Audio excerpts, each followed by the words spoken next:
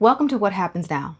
This podcast is for mothers who are doing the unmanageable, dealing with a child that's incarcerated, dealing with a child that's been out of prison now, the reentry process.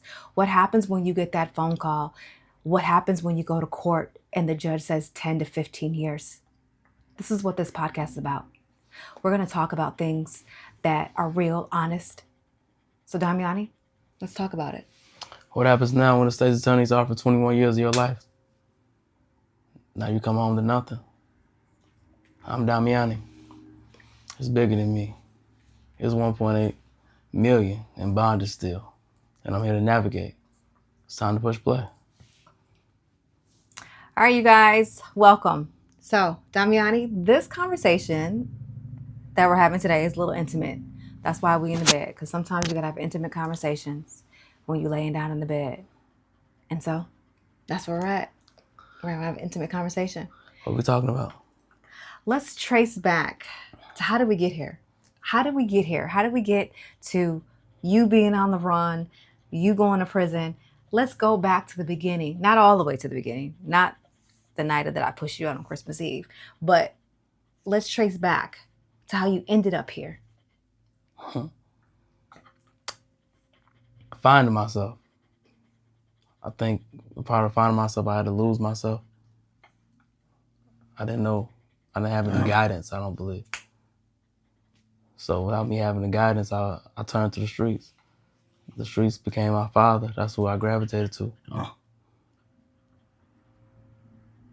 And So you said you gravitated towards the streets, even though you came from a loving household. So I mean, I did get tired of you though.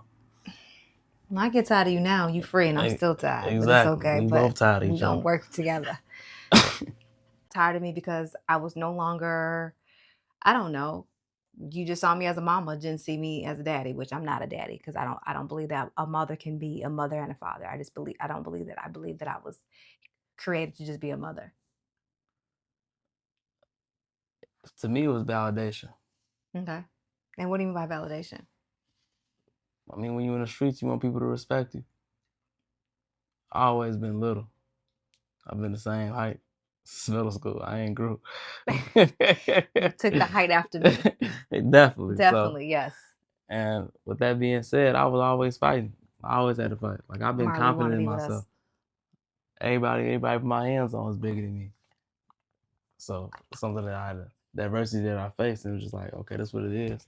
But I bet you ain't nobody gonna play with me. And I took that all the way. I guess I got that from your father. I guess so. So, lots of times us mothers think that we failed, guilt.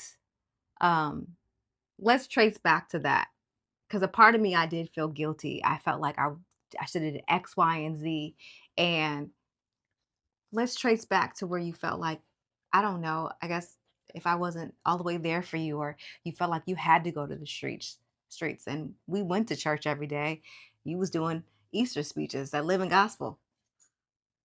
So like what shifted? Let me ask you something. Well, I just asked you a question, but okay. A question with a question. If you seen me turn, if you seen the turning point, why did you have nobody really sit me down? I did. I had your football coach. But Papa was trying to talk to you. it's different. You had to talk to somebody else. You had to have somebody in the streets that understood me. But I didn't know what that looked like. Like, I don't know what the streets, I don't know. Like, I know the streets, but what I don't know what you wanted at the time. I think that's where I was confused. Like, you shifted when you got on the track team, when you hung out with the older kids. Yeah. And I think, in my personal opinion, is that you wanted your freedom because, in my opinion, this is my opinion, and I'm not knocking no mamas when I say this. So to the mamas that I'm about to say this, it's okay. I personally think the track team that you hung out with, they mamas didn't care. Didn't care where they was at. Because I remember I would ask you where you going. And I remember you getting mad at me saying... they were seniors and I was a freshman. Right. But I was still asking you questions even as a senior. And you asked me one day, why you got to ask me where I'm going? No, you the only mama got to track me. Remember that? You was so mad. You was like, why you got to know my every move?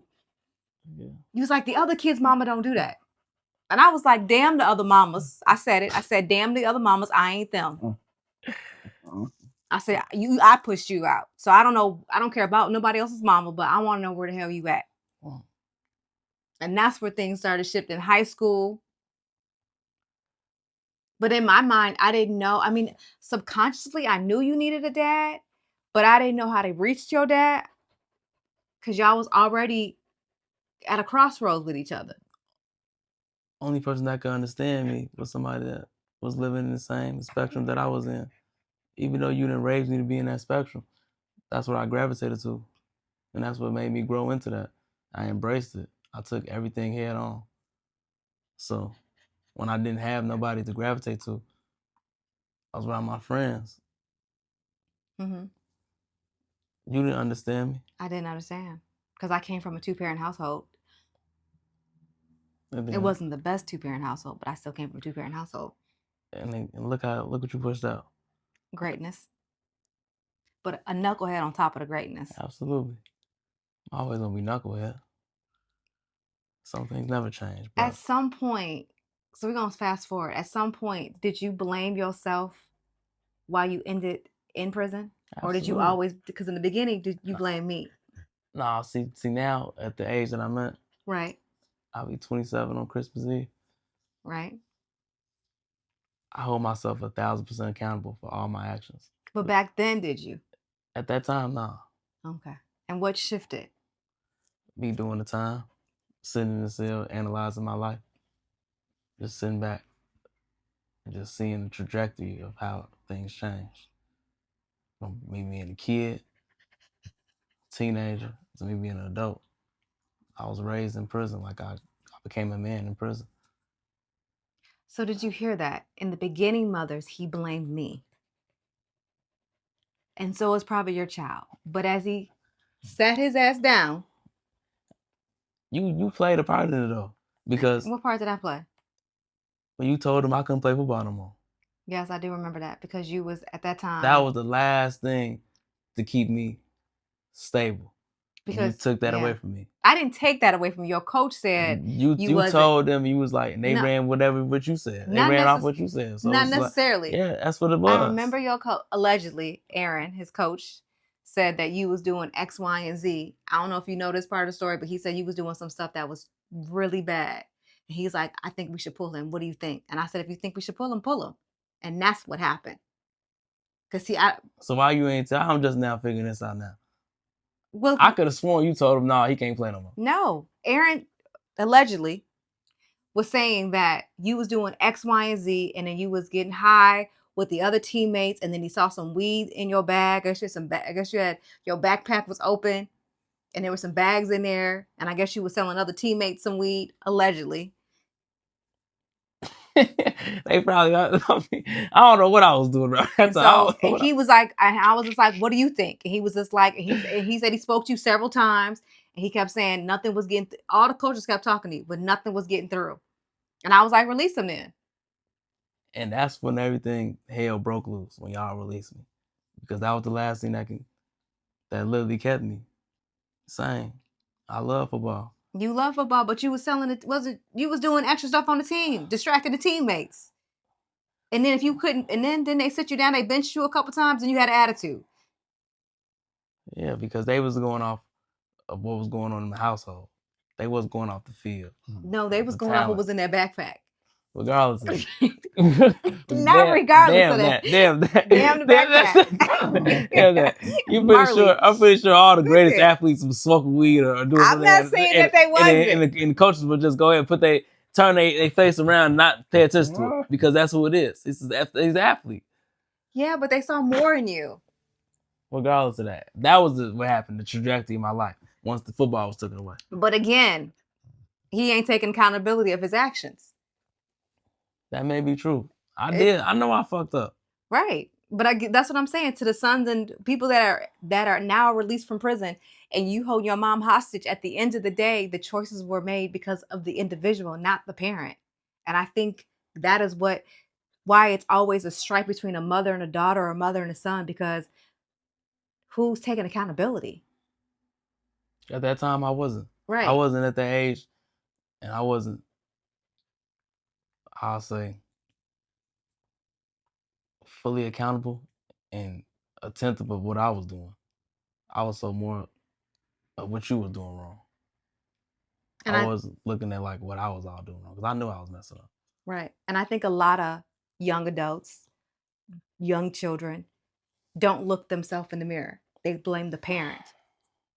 But at some point, when we trace back to the steps, that's what led you to where you are. And then you ended up, if you fast forward, you, you know, did what you did, then you ended up in prison, but also even going on the run. Going on the run was just so much for me. What a time to be alive. And that's when George Floyd was beaten and murdered during that time frame. And that gave me so much anxiety. Because he was a black man. And I was like, oh Lord, they gonna get him, Lord. They gonna get him. And how that played out, that was like almost like set it off. That was a set off. I was Cleo and set it off. Like seriously. Yeah, I know. If we really would have gone to that dynamics, it was deep. And I think this is a healthy conversation to have with your child who the next time they call you on that 19-minute phone call, or some of you guys get longer phone calls, to ask them, let's trace back the steps of how we got here. And as we got here, how do we move forward to get out of this place? Absolutely. Because you can't keep beating the dead horse. They did what they did. Innocent, not innocent. Guilty, not guilty. At the end of the day, you have to move forward. So what would you do differently? I think I would have been praying for Boaz to find you. I should have been married. And You maybe still talking about a dead husband. we still need a daddy. No. 27 No. years, I don't need no damn daddy no more. What's wrong with me? He need a daddy, y'all. I would say, what would I do different? I would say in this one, I would probably like stop all the hollering. I yelled a lot with him because that's what my mother did, and that's what her mother did. And I truly want to break that generational curse because that's just I don't know, black mamas forever be hollering all the time. And I think I would say, I think I should have listened more to you. Yeah, because you wasn't receiving what I I was wasn't saying. receiving. You want me to just listen to everything you got to say. Yes, because I thought I was But Jesus. you the insubordinate one. Yeah. I didn't leave you. Like I left you on the doorstep at the fire station. Damn near. I did not leave at the fire station. I mean, but I didn't. Yeah, I would say those would be the things when I sit back and think about it. I would say that. But I thank God, because if I didn't do that, I wouldn't have grown who I am today, to realize like that is not a healthy way to parent a child. That's not healthy. Again, the devil mean it for your bad, but God makes it for your good. And I made mistakes quite naturally. But now in hindsight, when I think about it, yeah, those are the things that I should have changed. And I'm happy that I am changing them now. Is it hard? Yeah, because when you come from a family that's always yelling, always cussing, always doing all extra stuff, it's hard to change that mindset. It's hard. And now I'm learning now to talk to you as an adult. No more yelling. I'm not going to do all that cussing. And I think that's what made me accept you and my father. Mm-hmm. Because of what y'all grew up around, what y'all had to go through. You know what I mean? Right. So it's like, I was like, okay, this is why they act the way they do. Because they was programmed to be like this as children. So being in the ages where y'all 50, damn near 50. I am not 50. I am 40 and some change. But it is a generational curse. And just like I have lingering things that has been bypassed and inherited from you and from my father, that I got to get like internally within myself to fix. Because I know if I don't, it can be detrimental to me. And that's why we're getting you into therapy. Yeah, I do need to talk to somebody. I love you, but I don't have all the answers. And mamas, we love our sons and daughters, but at the end of the day, we don't have all the answers. We can only give them as much advice, much wisdom. But sometimes, in the words of, sometimes you got to let them go. And this is where I feel like God lets you go. But in this situation, I feel like now it's time for you to go to a therapist. And then maybe there's a session where we're together. I think that's also part of healing. Like we have this podcast, we have this platform, but at the end of the day, what happens now when your child or daughter comes home from prison? You have to heal together. It can't be a one-way street. Absolutely. And we have to listen both sides. You looking at him, looking at me like that, you have to listen too. You don't be listening. What's wrong with your ear? You know, Marley right here. And Marley part of the family, y'all. She had to get in. I'll be trying to listen to you. No, but we just trace back, like, how did we get here? So we here now, and now that you free, now what? Yeah. You have your struggles, still not finding a job yet. You've been out for now, what, I think 40 something days or something like that. You still have struggles, but I do believe that God is going to work everything out. And I believe in having a healthy relationship with your adult children. We don't always have to be arguing, cussing, all of that. We don't have to keep repeating that cycle. I agree. I wish you didn't take me down this road. I mean, but if I didn't take you down this road, we would have never been able to touch the lives that's watching. And we wouldn't be able to share our stories. Exactly. Our testimonies of where God brought us from, because me and Damiani got into it plenty of times. Remember the time, y'all gonna laugh about this one, is when the police bust down my door and you told him I wasn't feeding you. He literally called the police. No, I ain't called the police. You called the police. I called the police. I'm never getting the police involved. You called the police. Yeah, because you was you high? What was going on? Exactly. Wow. Who called the police on their child though? Because you was doing extra stuff.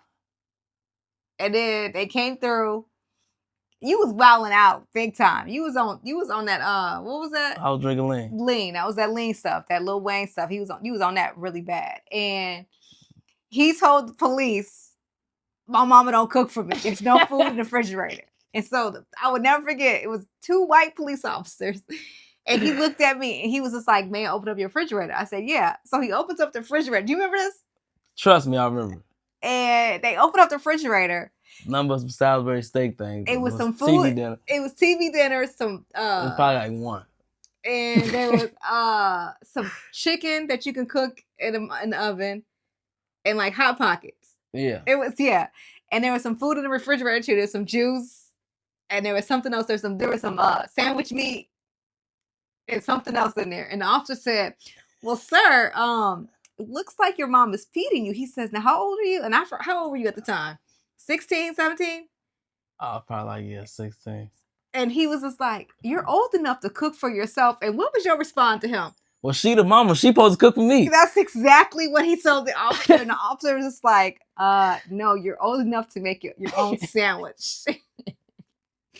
Let's just get this straight. Damiani was spoiled. And he just thought everybody was supposed to cater to him because his grandparents spoiled his ass. And I wasn't doing that because I was not raising no man at the time, a boy into a man to be no boy depending on no woman.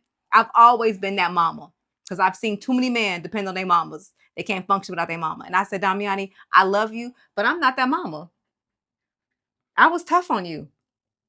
I'm cool with that. I was cool on that. Yeah. Like that's what made me who I am. That's why I'm able to shake this off and go really make it happen myself. Truly. I imagine if I would have called you all your whole life. I probably wouldn't have made it in prison. You probably wouldn't. That's why it's okay to let these grown ass kids go. Especially when they're not listening and you tired and you crying and you falling out, you coming out of so much money. I'm not gonna go in debt over no child who made a mistake. But I believe that God turns everything around. Now look at us. We're healing together. We're growing together. Yeah. And we're showing y'all on real time. This is real time. This ain't fake. This is real life. He just got out 40 days ago. We are now learning each other all over again. Have I made mistakes? Hell yeah. Am I going to keep making mistakes? Do I want to make mistakes? I don't, but it's just part of life. I'm human. I'm not perfect. And to that mama that's listening, you not perfect either. It's okay if you drop them. Forgive yourself. Move on from that guilt. And for the kids that's listening, what y'all do affect y'all mamas, y'all fathers, whoever y'all got that's raising y'all, grandmama, auntie. Just be careful of what you're doing. Take your time. Don't let your emotions get bottled up for you to lose yourself in 60 seconds. Because that's all it takes. 60 seconds. You pick that gun up. You shoot somebody. Yeah. Now your whole life down the drain. Now they trying to give you 2-3 life sentences on top of 100 years. You will never come home. You in bondage forever. You indebted to the system. This conversation is not easy. So if you're not in a right headspace to receive from your child, because the mama, you may get angry what your child says. Like I used to get angry with Damiani every time certain things about me, but now I'm at a different space in life. Now I can really listen to him and to really receive him. Before I would be like, "What are you talking about?" No, I wouldn't. I wouldn't take accountability. There we go. I wouldn't at the time. I wouldn't. So if you're not ready to have that conversation with, I think every mother should have this conversation with their child about, let's trace back to the steps. Well, how did we get here? Then how do we move forward? This isn't an easy conversation to have with your child, but it's a healthy one. But when you're in the right headspace, have this conversation. It's definitely necessary to have this conversation where you guys both can heal and move forward. And how do you rekindle? When did you start noticing in prison, like, the change? When you got to Menard, the first 3 years, I didn't see it. I want to go to that phone and just knock the shit out of you. In Jesus' name. And Mary's name. Because he wasn't getting it.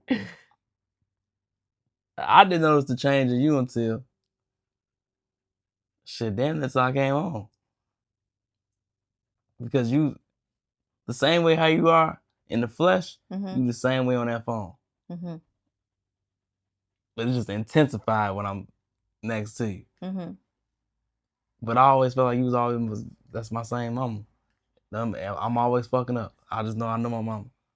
Yep, because you was messing up. And I just got tired.